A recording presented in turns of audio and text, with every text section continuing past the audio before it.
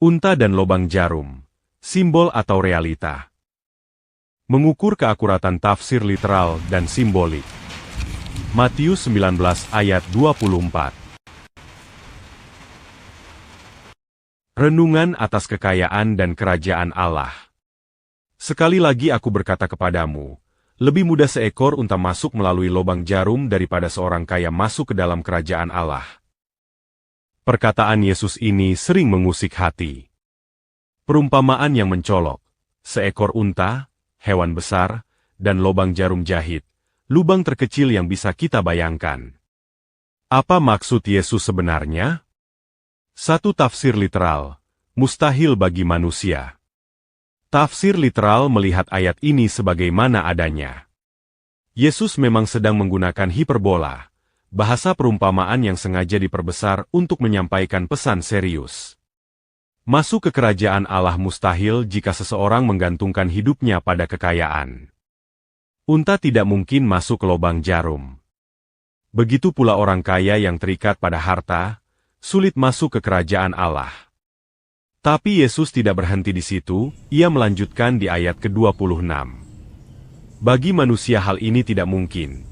Tetapi bagi Allah segala sesuatu mungkin. Artinya, keselamatan adalah anugerah, bukan hasil usaha atau kekayaan. Mustahil bagi manusia, tetapi mungkin bagi Allah. Dua tafsir simbolik, gerbang kecil yang mengharuskan merendah. Ada pula tafsir yang mengatakan, lobang jarum adalah gerbang kecil di tembok Yerusalem. Gerbang ini, konon, hanya bisa dilalui unta jika ia berlutut dan bebannya ditanggalkan. Penafsiran ini menekankan bahwa orang kaya harus merendahkan diri dan melepaskan keterikatan agar dapat masuk ke kerajaan Allah. Meskipun indah dan menyentuh, tafsir ini tidak memiliki dasar arkeologis atau sejarah yang kuat.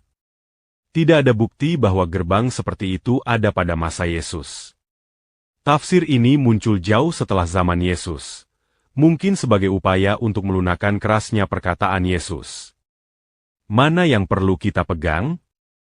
Secara historis dan kontekstual, tafsir literal lebih tepat.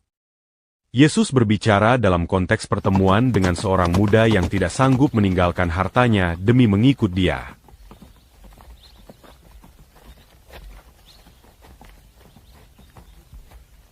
Guru, ada seorang yang datang kepada Yesus dan bertanya kepada Yesus, perbuatan baik apa yang harus aku lakukan agar aku hidup kekal? Mengapa kau tanyakan padaku tentang hal yang baik? Jawab Yesus, Hanya Allah lah yang baik. Jika mau hidup selamanya, taatlah pada hukum-hukum itu. Yang mana? Orang itu bertanya lagi, dan jawab Yesus, Jangan membunuh, jangan berzina, jangan mencuri, jangan berdusta tentang orang lain, hormati ayah dan ibumu, dan mengasihi sesamamu seperti dirimu sendiri. Semua sudah kupatuhi. Dan orang muda itu berkata, Lalu apa lagi? Yesus berkata pada orang itu, Jika mau sempurna, jual semua yang kau miliki dan berikan uangnya kepada orang miskin. Dengan melakukan itu, engkau akan kaya di surga. Lalu ikutlah aku. ketika orang itu mendengar hal itu, ia pergi dengan sedih karena dia sangat kaya. Banyak pengkhotbah modern yang fokus pada penalaran lubang jarum yang tentu saja hal tersebut berarti tak seorang pun bisa selamat. Yesus berkata kepada para muridnya, Aku berkata padamu,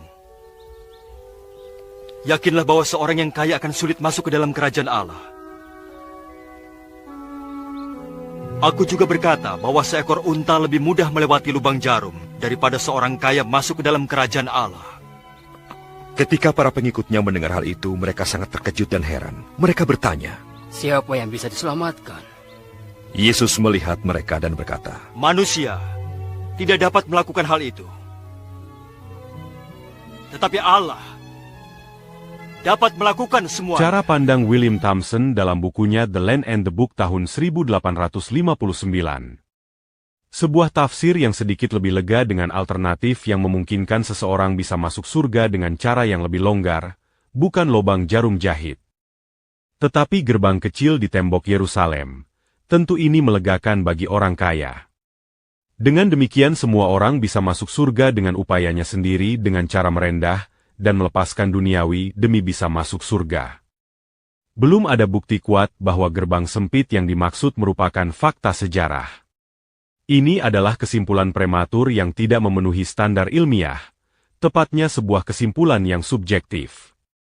Jangan lupa, Alkitab adalah rangkaian ayat demi ayat. Fasal demi fasal dan kitab demi kitab dari Kejadian sampai Wahyu yang merujuk pada datangnya pengharapan oleh anugerah Allah, yaitu Kristus Yesus Tuhan kita. Dia adalah satu-satunya jalan untuk orang bisa masuk ke surga tanpa alternatif kedua, ketiga, dan seterusnya. Tanpa mengurangi hormat dan kekaguman saya terhadap William Thompson, seorang teolog besar yang mendedikasikan hidupnya di dunia teologi, tafsir beliau sebaiknya untuk sementara diabaikan. Menunggu bukti yang bisa dipakai sebagai rujukan, karena penegasan Yesus satu-satunya jalan menuju surga menjadi kabur bahkan tak nampak pada penafsiran William Thompson ini. Silakan beri komentar atas paparan renungan yang telah Anda lihat dan simak. Daftar pustaka ada di deskripsi.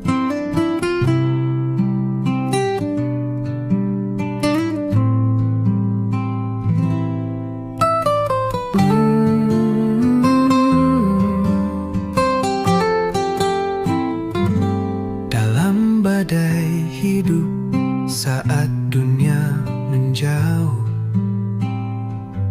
perahu kecilku terombang, penuh kasih yang rapuh, di lautan dosa, di gelombang yang keras. Bibir lemahku tetap memujimu tanpa lelah. Saat tubuhku lemah dan hati terluka, Roh-Mu memberi kekuatan yang tak terduga. Saat kebencian datang dan gelap menyelimuti, nama-Mu yang kudus tetap kuikuti. Setiap hari ku ingin berseru tinggi,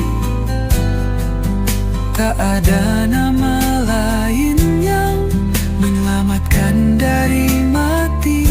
Yesus juru selamatku, terang dan jalanku, kabar sukacita akan ku bawa selalu jemaatan.